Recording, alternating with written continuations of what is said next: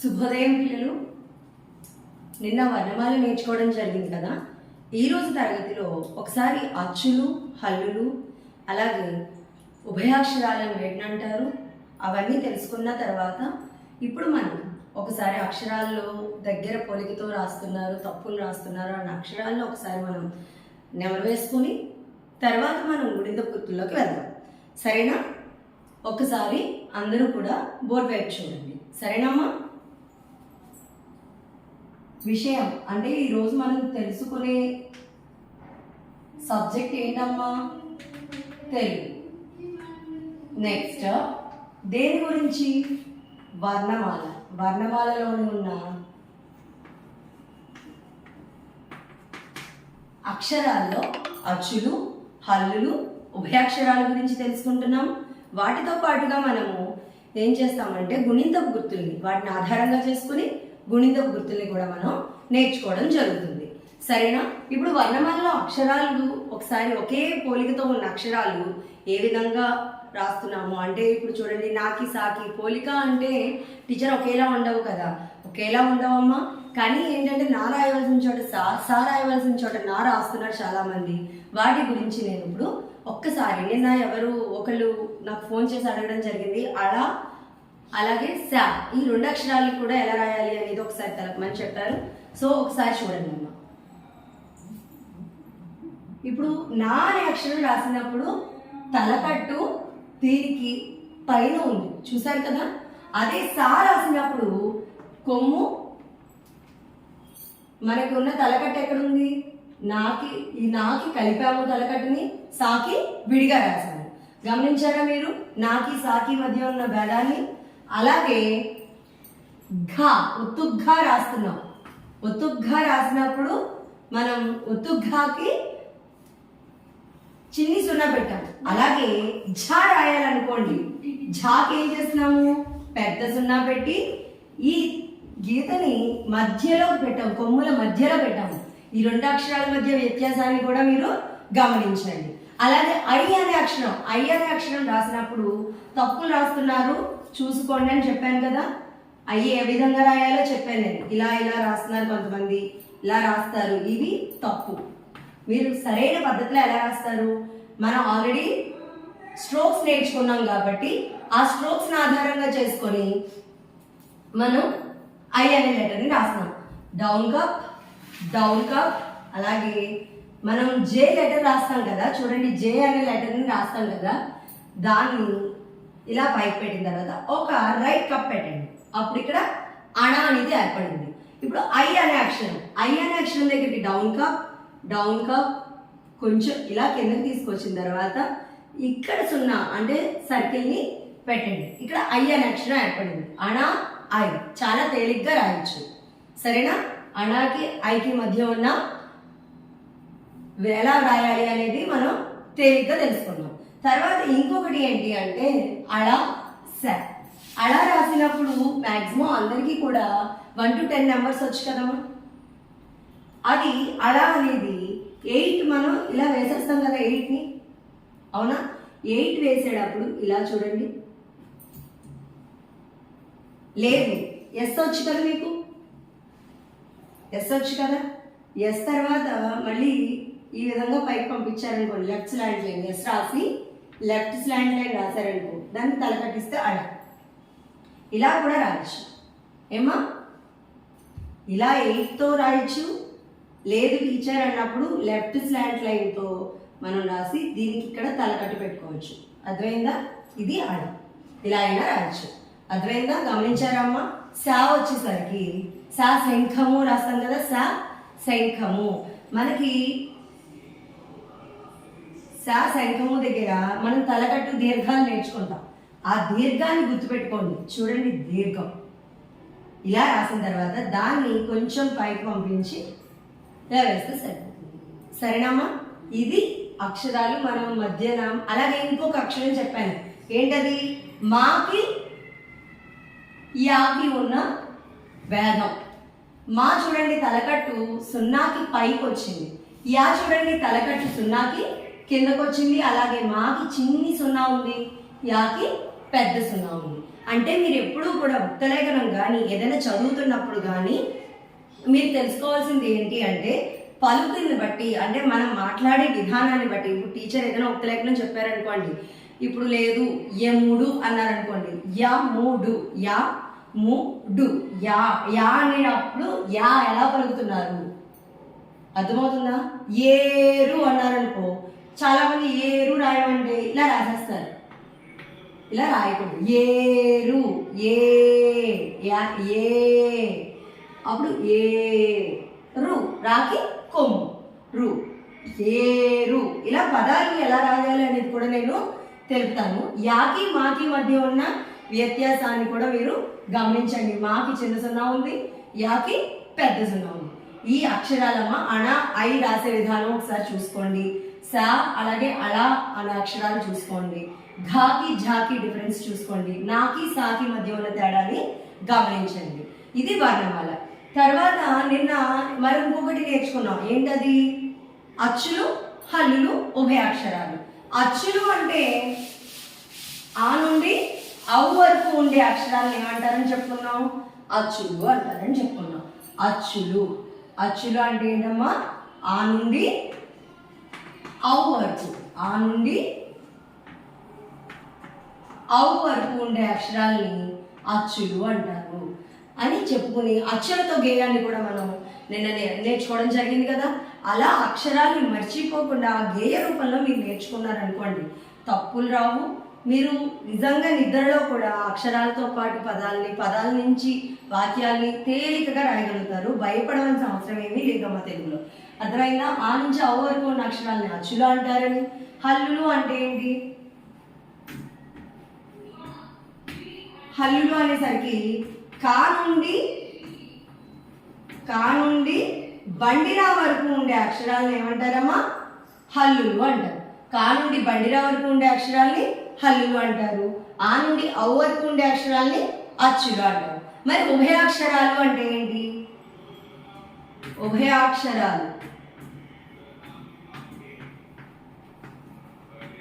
ఉభయాక్షరాలు అంటే ఇప్పుడు మనం వాడుకలో అసలు ఈ అమ్మ అనేది ఇలా చదువుతున్నాం కానీ సున్నా విసర్గ అరసున్నా అని చెప్తామమ్మా. సున్నా విసర్గ అరసున్నా అది మనం గుణింతపు గుర్తులు నేర్చుకున్న తర్వాత మీకు అర్థమవుతుంది. కాబట్టి నేను ఇలా అక్షరాలను ఆధారంగా చేసుకునే చెప్తున్నాను. అహ అది ఉభయాక్షరాలు అంటే ఉభయం అంటే ఏంటి? రెండింటికి వాడేదే అని అర్థం వస్తుంది. అంటే ఇప్పుడు అచ్చుల్లోనూ వాడతాము, హల్లులోనూ వాడతాము. ఇప్పుడు అంకెలు ఉంది, అంకెలు రావాలంటే ఆ పక్కన సున్నా చేరుతుంది, అంటే ఇక్కడ పూర్ణానుస్వారం చేరుతుంది. అంకెలు కాబట్టి ఇక్కడ అచ్చులో ఉపయోగించాం. అలాగే ఇప్పుడు కమ్మని అన్నాము. అలాగే ఇప్పుడు చూడండి హల్లుల్లో చేర్చాలనుకోండి, ఇక్కడ చూడండి నుండి అనేది ఉంది. నా అనేది ఏ అక్షరం? హల్లక్షరమే కదా. నా అనేది హల్లక్షరం, డి అనేది కూడా హల్లక్షరమే. ఈ ఉభయాక్షరం అనే పదం చూడండి, అమ్మ అనే పదం వచ్చింది. అనే పదం చేరిందా అక్కడ? కాబట్టి ఈ అమ్మ అనేది ఉభయాక్షరాలుగా మనం చెప్తాం. అహా అనేది అహ అరసున్నా ఈ మూడు కూడా ఉభయాక్షరాలని మనం చెప్తాం. అంటే మనం పూర్ణానుస్వారం విసర్గ అని తెలుపుకుంటాము. కానీ ఈ అక్షరాలను ఆధారంగా చేసి చెప్తున్నాను కాబట్టి నేను ఇలా ఉభయాక్షరాలు మీకు ఎగ్జాంపుల్గా ఎక్స్ప్లెయిన్ చేశాను. మీకు ఇక్కడే ఉంది కాబట్టి నుండి అని చెప్పాను. ఏమా నుండి అన్నప్పుడు అమ్మ సౌండ్ వినబడింది కదా మీకు, కదా. అందుకని ఇది ఉభయాక్షరాల్లోకి వస్తుంది. అర్థమైందా? అంటే ఏంటి? మనం అచ్చుల్లోనూ వాడుతున్నాము, హల్లులోనూ వాడుతున్నాము. అర్థమైందా? ఇప్పుడు అక్షరాల్లోనూ వాడుతున్నాం. అచ్చుల్లో చెప్పాను అంకెలు, ఏమ్మా అర్థమవుతుందా? అంకెలు అమ్మ అనేది అచ్చుల్లోనూ వాడాము. హల్లుల్లో చూడండి నుండి నువ్వు అనేది హల్లక్షరం, డి అనేది హల్లక్షరం వాడేమో లేదా? అలాగే ఈ రెండింటికి ఉపయోగపడుతుంది కాబట్టి దీన్ని ఉభయాక్షరాలు అంటాం. అర్థమైందా ఇక్కడ వరకు? తర్వాత ఇప్పుడు మనం వీటిని ఆధారంగా చేసుకొని గుణితపు గుర్తులు రాయొచ్చు. గుణితపు గుర్తుల్ని రెండు విధాలుగా పలుకుతామమ్మా. ఒకటి తలకట్టు దీర్ఘం, గుడి దీర్ఘం ఇలా పలుకుతాము. తర్వాత వర్ణమాలను బేస్ చేసుకుని నేర్చుకుంటాము. అంటే ఫస్ట్ క్లాస్లో మనం నేర్చుకునేటప్పుడు అకారము, ఆకారము, ఇకారము, ఈకారము ఇలా నేర్చుకుంటాం. అక్షరాలను ఆధారంగా చేసుకుని నేర్చుకుంటాం.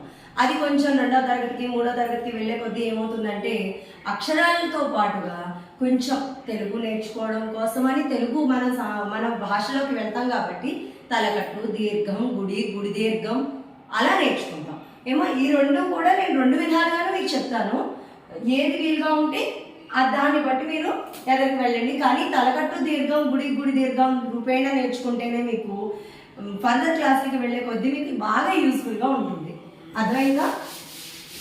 అంటే మీకు 2nd క్లాస్ నుంచి కూడా మీకు టెక్స్ట్ బుక్లో ఉన్నవన్నీ కూడా తలకట్టు, దీర్ఘం, అప్పుడు గుడి చేర్చి రాయండి, క్రింద ఇచ్చిన అక్షరాలకు గుడి చేర్చి రాయండి, క్రింద ఇచ్చిన అక్షరాలకు రుత్వాన్ని చేర్చి రాయండి అంటారు తప్ప అరుకారాన్ని చేర్చి రాయండి, ఉకారాన్ని చేర్చి రాయండి అని ఇవ్వరు. కాబట్టి మీరు ఈ విధంగా కన్నా అలా నేర్చుకోవడం తేలిక. వచ్చే వరకు ఈ వర్ణమాలలోని అచ్చులను బేస్ చేసుకుని నేర్చుకోండి. వచ్చిన తర్వాత తలకట్టు, దీర్ఘం, గుడి, గుడి దీర్ఘం, కొమ్ము, కొమ్ము దీర్ఘం ఇలాగ నేర్చుకోండి. ఏమ్మా ఒకసారి వినండి. ఇప్పుడు మనకి అచ్చు అక్షరాలు ఏమి చూడండి. ఆ, ఈ, ఊ,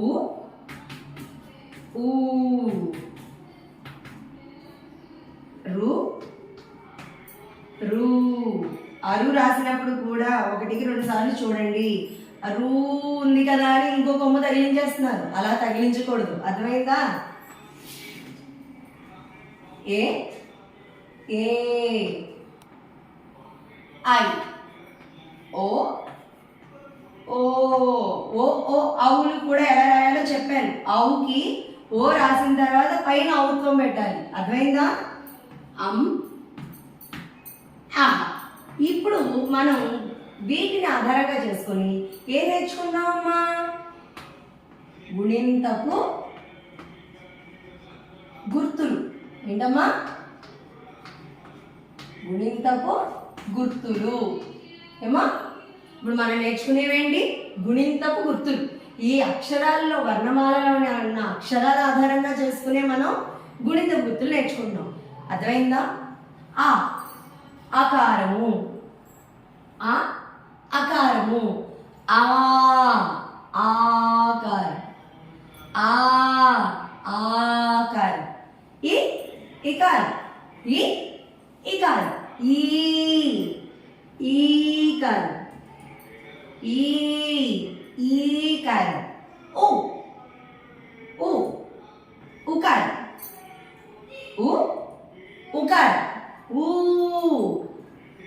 ఊకారం, అరుకారం, రూకారం, ఏకారం, ఏకారం, ఐకారం, ఓకారం, ఓకారం, ఔకారం. అంటే 0 అంటే పూర్ణాని స్వరం అంటాము. అహా విసర్గ అని చదువు. అంటే మనం అహా అని చదివేస్తాము. ఇది వర్ణమాలలోని అక్షరాల ఆధారంగా గుణింతపు గుర్తులమ్మ. అంటే మనం పలికేటప్పుడు, రాసేటప్పుడు, పదాలు రాసేటప్పుడు ఈ పద్ధతిని ఉపయోగించుకోవచ్చు. తేలికగా మనం పదాలు రాయగలుగుతాం. ఇంకొక విధంగా పలుకుతామని చెప్పాను కదా. ఆ తలకట్టు, దీర్ఘం, గుడి, గుడి దీర్ఘం, కొమ్ము, కొమ్ము దీర్ఘం, రుత్వం, రుత్వ దీర్ఘం, యత్వం, యత్వం, ఏత్వం, ఐత్వం, వత్వం, ఓత్వం, ఔత్వం, పూర్ణానుస్వారము, విసర్గ. ఇప్పుడు ఇది అర్థమైందా అమ్మా? చూడండి, ఈ అక్షరాల ఆధారంగానే మనం చదువుతున్నాం. ఏ యత్వం అని, ఏత్వం అని. మనకి డిఫరెన్స్ ఎక్కడ వచ్చింది? ఈ తలకట్టు దీర్ఘం, గుడి, గుడి దీర్ఘం, కొమ్ము, కొమ్ము దీర్ఘం, ఈ రుత్వం, రుత్వ దీర్ఘం. రుత్వం దగ్గర నుంచి చూడండి మనకి సేమ్ అరు దగ్గర ఎలా పలుకుతున్నాం? రు అని పలుకుతున్నాం. ఈ రు దగ్గర రుత్వం, రుత్వ దీర్ఘం, ఏత్వం, ఏత్వం, ఐత్వం, వత్వం, ఓత్వం, ఔత్వం, పూర్ణానుస్వారం, విసర్గ. చూసారా? తేలికగా మనం నేర్చుకోవచ్చమ్మా. ఈ అక్షరాల ఆధారంగా చేసుకుని ఒక 4 సార్లు రాసుకునండి. చూసి ఒక 4 సార్లు రాయండి, పలకండి 10 సార్లు 15 సార్లు అలా తరువుగా చదవండి. ఆ ఆకారము, ఆకారము, ఈ కారము, ఈ కారము అలా 10 సార్లు 15 సార్లు చదవండి. ఇలా చదివిన తర్వాత తలకట్టు, దీర్ఘం, గుడి, గుడి దీర్ఘం, కొమ్ము. ఇంకా ఈజీగా చెప్పనా? తలకట్టు దీర్ఘం అంటే సాగతిస్తాం కదా, దీర్ఘం, గుడి, గుడి దీర్ఘం, కొమ్ము దీర్ఘం, ఏమా రుత్వ దీర్ఘం, యత్వం, ఏత్వం, ఐత్వం, వత్వం, ఓత్వం, ఔత్వం, పూర్ణానుస్వారం, విసర్గ. ఇలాగా ఒక్కొక్క దానికి ఒక్కొక్క ఇమాజినేషన్ పెట్టుకోండి, అప్పుడు మనకి ఈజీ అవుతుంది. ఏమా? తలకట్టు దీర్ఘం, తలకట్టు దీర్ఘం, గుడి దీర్ఘం, కొమ్ము దీర్ఘం, రుత్వ దీర్ఘం, యత్వం, ఏత్వం, ఐత్వం, వత్వం, ఓత్వం, ఔత్వం. అలా పలికే విధానంలో మనం 1-2 సార్లు పలికేదాన్ని బేస్ చేసుకొని చదివినట్లయితే ఇంకా ఈజీగా వస్తుంది. ఏమ్మా? ఇవి గుణింతపు గుర్తులమ్మ. పూర్ణానుస్వారం, విసర్గ మర్చిపోవద్దు. మరొక్కసారి చెప్తున్నాను, ఎందుకు టీచర్ ఇదే విధంగా చెప్తున్నారు, ఆకారం చెప్పట్లేదు అంటే, ఈ పద్ధతిలో నేర్చుకున్నట్లయితే మీకు అప్ టు 10th క్లాస్ వరకు యూజ్ అవుతుంది. అర్థమవుతుందా? మనం ఆకారం నేర్చుకున్నాం అనుకో, 1వ తరగతి వరకే ఉపయోగం అమ్మ. 2nd క్లాస్ నుంచి ఆకారం, మీకు ఫస్ట్ క్లాస్ టెక్స్ట్ బుక్ చూసినా కూడా అక్కడ కూడా తలకట్టు దీర్ఘం అనే ఉంటుంది. ఆకారం అని ఇవ్వడు. కాకపోతే ఏంటంటే మనం నేర్చుకునే విధానంలో అక్షరాలను బేస్ చేసుకుని నేర్చుకుంటున్నాం. ఇప్పుడు మనం కష్టపడేది ఎక్కడి వరకు? కొమ్ము దీర్ఘం వరకు కష్టపడతాం. రుత్వంకి అరు అనే పలుకుతున్నాంగా, సౌండ్ ఏమొచ్చింది? రుత్వంకి చూడండి, ఆకారం అంటే తలకట్టు దీర్ఘం, గుడి దీర్ఘం, కొమ్ము దీర్ఘం. ఈ 4 నేర్చుకున్నట్లయితే రుత్వం, రుత్వ దీర్ఘం, సౌండ్ అదే వచ్చింది కదా. ఎత్వం, ఎత్వం, ఏత్వం, ఐత్వం, ఒత్వం, ఒత్వం, ఓత్వం, ఓత్వం, ఔత్వం, ఔత్వం, పూర్ణానుస్వారం, విసర్గ. సేమ్ సౌండ్స్ వచ్చాయి కదా. మనం అక్షరాన్ని పలుకుతున్నాం, ఏ అని, యత్వం అని. యత్వం అలాగే కదా పలుకుతున్నాం. ఏమా? మరలా ఒకసారి చూసేసేయండి.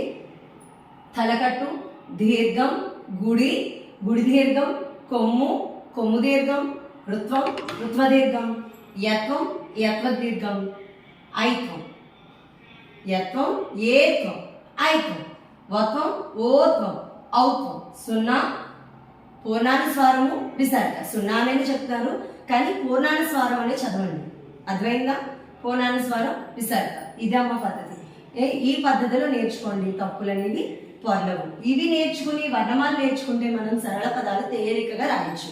ఇప్పుడు వీటిని ఆధారంగా చేసుకుని మీకు 2 గుణింతాలు నేర్పిస్తాను. ఆ గుణింతాలను బేస్ చేసుకుని పదాలు రాద్దాం. అర్థమైందా? ఇప్పుడు ఒక గుణింతం నేర్చుకుందాం. గుణింత గుర్తుల ఆధారంగా గుణింతాన్ని రాద్దాం.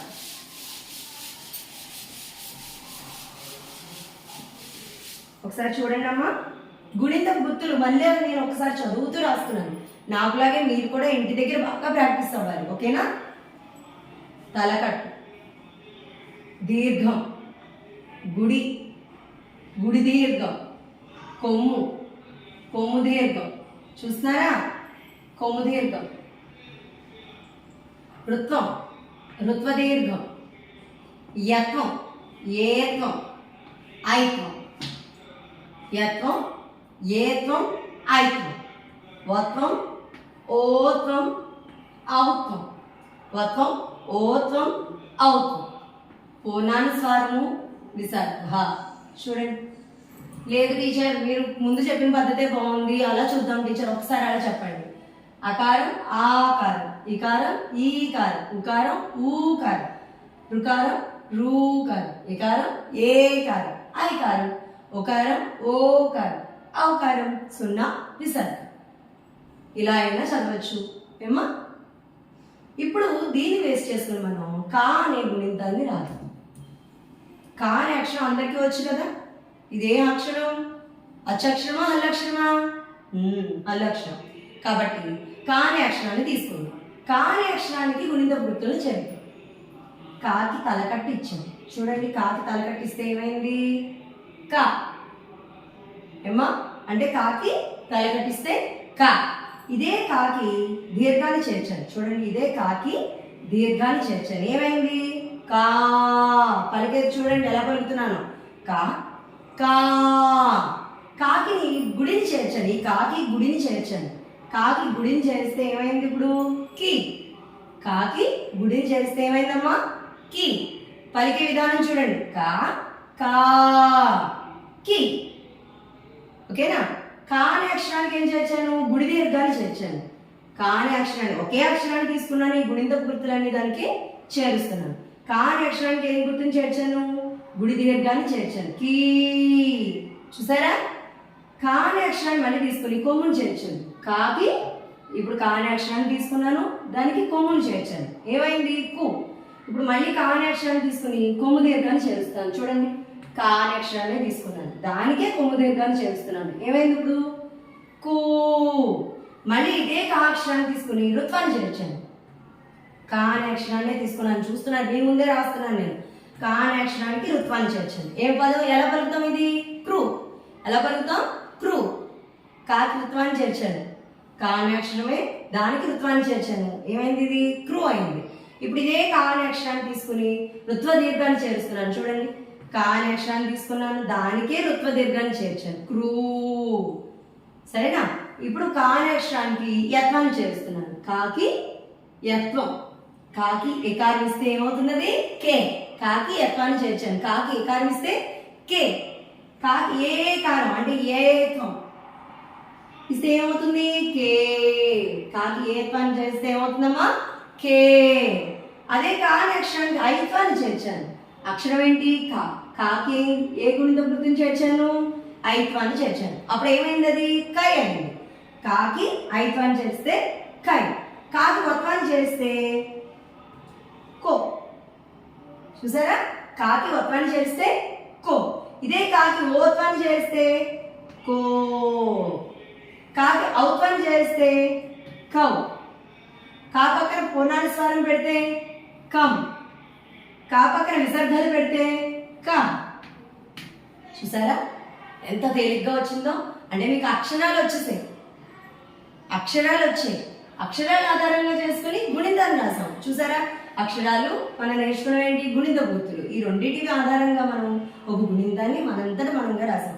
ఏం వద్దామో ఒక అక్షరాన్ని తీసుకోండి, ఆ అక్షరాన్ని ఆధారంగా చేసుకుని తలకట్టు దీర్ఘం, గుడి దీర్ఘం, కొమ్ము కొమ్ము దీర్ఘం, ఋత్వం ఋత్వ దీర్ఘం, యత్వం ఏత్వం ఐత్వం, వత్వం ఓత్వం ఔత్వం, సున్నా అదే పూర్ణాలు స్వరం విసర్గ. ఈ అక్షరాలను మీరు వాటికి చేర్చండి. చేర్చినట్లయితే ఆ పలికే విధానం ఒకసారి చూడండి. ఇప్పుడు గుణితాన్ని ఎలా చదవాలో చూడండి. క కా, కి కీ, కు కూ, క్రు క్రూ, కే కే, కై కో కో, కౌ కం కహ. చూసారా? ఇదే పద్ధతిలో చదవాలి. అంటే మళ్ళీ కాకి తలకట్టిస్తే కా, కాకి దీర్ఘం ఇస్తే కా. మేము చదువుకునే సమయంలో మాకు ఇలా నేర్పించేవారు. కాకి దీర్ఘం ఇస్తే కా, కాకి గుడిస్తే కి, కాకి గుడి దీర్ఘం ఇస్తే కీ, ఇలా నేర్చుకునేవాళ్ళం. కానీ మీరు అంత పడకలేదు, ఎందుకంటే కొంచెం మెచ్యూర్డ్ మీరు కదా. అందుకని కాని అక్షరానికి తలకట్టు చేర్చుకోవడం, అలా మన బ్రెయిన్లోనే మనం ఇస్తే అని చదువుకుంటూ నేను ఎలా చదివాను అలా చదువుతూ రాసినట్లయితే అక్షరాల్లో తప్పులు రావు. అర్థమైందా? కాకి తలకట్టిస్తే కాకి దీర్ఘం ఇస్తే అంటే కాని అక్షరానికి చేరుస్తున్నాము. ఆ అక్షరం రాసుకోండి. ఆ అక్షరం ఏంటో రాసుకుని దాన్ని అండర్లైన్ చేసుకోండి. ఆ గుణింతం రాయాలి అనుకున్నప్పుడు ఆ గుణింత గుర్తులు రాసేసుకోండి, తప్పులేదు కదా. మీరు రాసేటప్పుడు ఆ గుణింత గుర్తులు రాసుకున్నారు అనుకోండి, ఓకే ఇక్కడ మనం క్రూ పెట్టలేదు కదా, ఇక్కడ ఉంది, అవును కదా, చేస్తే ఏమవుతుందో అని మనం తప్పు రాసినా కూడా మనమే రెక్టిఫై చేసుకోగలుగుతాం. అర్థమైందా అమ్మా? 1కి 2 సార్లు రాయండి ఇంట్లో. ఇది కా గుణింతం నేను చెప్పాను కదా, చాట తా గుణింతాలు మీరు రాయండి. సరేనా అమ్మా? ఇది దీన్ని ఆధారంగా చేసుకుని ఒక 4 పదాలు నేర్చుకుందాం. ఈ గుణింతంలో ఉన్నవి వర్ణమాలలో ఉన్న అక్షరాలతోటి మనం ఒక 4 పదాలు. ఈ గుణింతం ఇక్కడే ఉంచుతున్నాను చూడండి, ఒకసారి గుర్తులు మాత్రమే చదువుతున్నాను. పదాలు ఎలా రాద్దామో చూద్దాం. పదాలు ఇప్పుడు మనం ఏం చేద్దామంటే ఆ నుండి బండిరా వరకు ఉన్న అక్షరాలతోటి కా గుణింతంతో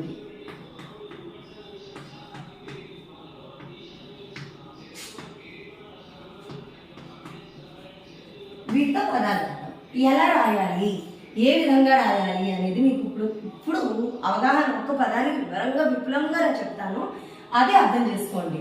ఇప్పుడు కమలం అన్నారు అనుకోండి, కమలం 3 పదాలు 3 సార్లు పలుకుతున్నాను చూడండి. ఎలా పలుకుతున్నాను? కమలం అని చెప్పేసాను. అందులో ఏమేమి అక్షరాలు ఉన్నాయి? కా అనే అక్షరం ఉంది, మా అనే అక్షరం ఉంది, లం కదా. చూడండి ఇప్పుడు కా అనే అక్షరానికి ఏం చేర్చాను నేను? ఇప్పుడు కా అనే అక్షరానికి ఏం చేర్చాను? తలకట్టును చేస్తే ఏమైంది? ఇప్పుడు కాకి ఏ గుణిత గుర్తుని చేర్చాను? తలకట్టును చేర్చాను. కా మా అనే అక్షరానికి ఏం గుణిత గుర్తుని చేర్చాను? తలకట్టునే చేర్చాను. మా లం లం లం అని పలుకుతున్నప్పుడు అక్కడ మనం ఏ గుర్తుని ఉపయోగిస్తున్నాం? ఏ గుణిత గుర్తుని ఉపయోగిస్తున్నాం? లా అనే అక్షరానికి పూర్ణానుస్వారాన్ని అంటే సున్నాని మనం ఉపయోగించాం. అప్పుడు అది పదం ఏమైంది? లం అయింది. అంటే మొత్తం టోటల్గా పదం ఎలా రాస్తున్నాం? ఇప్పుడు కా మా లం, కామాలం. చూసారా, మనం పలుకుతున్న దాన్ని ఆధారంగా చేసుకునే రాయాలి. అంటే ఇప్పుడు ఉక్త లేఖనం చెప్తున్నారు అనుకోండి, మీ దృష్టి ఎక్కడుండాలి? టీచర్ పెదాల మీద, మీ చెవులు టీచర్ చెప్పే మాటల మీద, మీ కళ్ళేమో టీచర్ పెదాల మీద ఉండాలి. అంటే ఉచ్చారణ ఎలా వస్తుంది, అక్షరాన్ని టీచర్ ఎలా ఉచ్చరిస్తున్నారు, అంటే ఉచ్చరించడం అంటే పలకడం, టీచర్ ఎలా పలుకుతున్నారు అనే దాని మీద ఉండాలి. మీ చెవులు ఎక్కడ ఉండాలి? పక్క వాళ్ళ దగ్గర ఉండకూడదు. మీ చెవులు ఎప్పుడు టీచర్ మాట్లాడే మాట మీద ఉండాలి. ఆ కాన్సన్ట్రేషన్ ఉందంటే తేలిగ్గా మనం పదం రాయగలం. అర్థమైందా? నెక్స్ట్ కమలం అయిపోయింది. ఇంకొక పదం మంచం. మంచం అన్నాం అనుకోండి, సారీ మనం కా అనే అక్షరం మీద రాద్దాం అనుకున్నాం కదా, దాన్ని వేస్ట్ చేస్తే రాద్దాం అనుకోండి. కాకి అనుకున్నాం. కాకి కాకి నేను ఎలా పలుకుతున్నానో గమనించండి. కాకి చూడండి, కా అనే అక్షరం తెలిసిపోతుంది. కా అనే అక్షరానికి ఏం గుణిత గుర్తుని చేర్చాను నేను? ఇప్పుడు కా సాగదీశాను అంటే అక్కడ ఏ అక్షరం ఏ గుణిత గుర్తు వచ్చింది? కా అనే అక్షరానికి దీర్ఘాన్ని ఉపయోగించాను నేను. కా అంటే కాకి దీర్ఘం చేస్తే ఏమవుతుంది? కాకి దీర్ఘాన్ని చేస్తే కా కి కా. మళ్ళీ అదే కా అక్షరానికి ఏం చేర్చాను? గుణింత గుర్తు. ఏ గుణిత గుర్తుని చేర్చాను? గుడిని చేర్చాను. కి. ఇప్పుడు చూడండి ఏ పదం ఏర్పడింది? చూడండి, కాకి అంటే ఏంటి? మీరు టీచర్ పలికే విధానంలో మనకి ఇక్కడ ఏమేమి ఉపయోగపడుతున్నాయి? లిజనింగ్, ఇంకా మనం విన్నదాన్ని ఆధారంగా చేసుకునే కదా రాయగలుగుతున్నాం. కాబట్టి రైటింగ్, ఈ 2 స్కిల్స్ డెవలప్ అవుతాయి. టీచర్ చెప్తున్నప్పుడు పక్కన ఎవరి మీద కాన్సన్ట్రేట్ చేయడం, పక్క వాళ్ళు పెన్సిల్ తీసేసుకున్నారు, పెన్ తీసేసుకున్నారు, ఇలాంటి వద్దు. మన కాన్సన్ట్రేషన్ టీచర్ మీద ఉందనుకోండి, క్లాస్లో ఆటోమేటిక్గా తెలుగు రాయడం వస్తుంది. తెలుగే కాదు, నాట్ ఓన్లీ తెలుగు, అన్ని సబ్జెక్ట్స్ కూడా ఈజీగా డెవలప్ అవుతాయి. ఏమా అర్థమైందా మీకు ఇక్కడ వరకు? అదేవిధంగా కుండ రాయాలి మనం. కుండ కుండ కా అనే అక్షరానికి కుండ కుండ అంటే నేను ఏం పలుకుతున్నాను? ఇప్పుడు కు అనే పలుకుతున్నాను అక్షరాన్ని. కు అని పలుకుతున్నాం అంటే కానికి ఏ గుణిత గుర్తుని చేరుస్తాం? కుండ రాయాలి. చూడండి పదం ఏం రాయాలి మనం? కుండ కుండ. కా అనే అక్షరానికి ఏ గుణిత గుర్తుని చేరుస్తున్నాం? కొమ్ముని చేరుస్తున్నాం. కాకి కొమ్మిస్తే కు అవుతుంది, కు. అవునా? ప్లస్ కుము. పలికేటప్పుడు ఎలా పలుకుతున్నాను నేను? కుము. కాబట్టి కొమ్ముని ప్లస్ పూర్ణానుస్వారాన్ని కూడా చేర్చాను, కుమ్ము అయింది. ఇలా రాయడం నేర్చుకున్నాము. మనం అక్షరం ఏంటి, దానికి ఏ గుణిత గుర్తుని చేరుస్తున్నాం. ఒకటి చేర్చామా, దానికి ఇలా చేర్చాం. తర్వాత ఒత్తులు వస్తాయి. ఒత్తులు కూడా గుణిత గుర్తు ప్లస్ ఒత్తు చేస్తాం. అప్పుడు అక్షరం ఎలా ఏర్పడింది. ఇలా రాయడం వల్ల ఏమవుతుందంటే మీకు పదాల కూర్పు అనేది మీకు బాగా అర్థమవుతుంది. ఏమో అప్పుడు టీచర్ చెప్పక్కర్లేదు, 1-2-3 సార్లు కష్టం అవుతుంది, కష్టంగానే ఉంటుంది ముందు. కానీ దానిలో ఉన్న మెళుకువ తెలుసుకుంటే పదాలే కాదు వాక్యాలు కూడా రాయగలుగుతారు మీరు. ఒక వారం రోజులు చాలమ్మా, మీకు 3rd, 4th, 5th వాళ్ళకి ఈజీగా ఉంటుంది ఇలా నేర్చుకున్నట్లయితే. అర్థమైందా? డా డా అనే అక్షరానికి ఏం నేర్చుకుంటాం మనం? డాకి చూడండి, డాకి ఏం గుణింత గుర్తుని చేయొచ్చు ఇక్కడే తెలిసిపోతుంది మీకు. కుండ అని పలుకుతున్నాము, కాకి ఉకారం కొమ్మును చేర్చాను, సున్నాన్ని చేర్చాను, కుమ్ అయిపోయింది అంటే ఇదంతా ఒక అక్షరం. ఇదంతా ఒక అక్షరం. కు అంటే కు వేరు, సున్నా వేరు, డా వేరు కాదు. అర్థమైందా? కుమ్ అనేది ఒక అక్షరం. డాకి తలకట్టును చేర్చాను, డా కుండ. చూసారా ఎంత తేలిగ్గా ఉందో? ఇదమ్మా, ఇలా గుణింత గుర్తులు నేర్చుకున్నాం ఈరోజు. దాన్ని ఆధారంగా చేసుకుని ఒక గుణింతాన్ని నేర్చుకున్నాం. రేపు ఇంకొక గుణింతంతో ఇంకో కొన్ని పదాలు నేర్చుకుని తర్వాత మనం ద్విత్వ సంయుక్త అక్షరాలు అంటే ఏంటి వాటిని ఆధారంగా ఒత్తులు ఒకటి నేర్చుకున్న తర్వాత గ్రామర్లోకి వెళ్దాం. సరేనమ్మా? ధన్యవాదాలు. మీకు ఇది నచ్చినట్లయితే ఛానల్ని సబ్స్క్రైబ్ చేయండి. ఓకేనా? Thank you.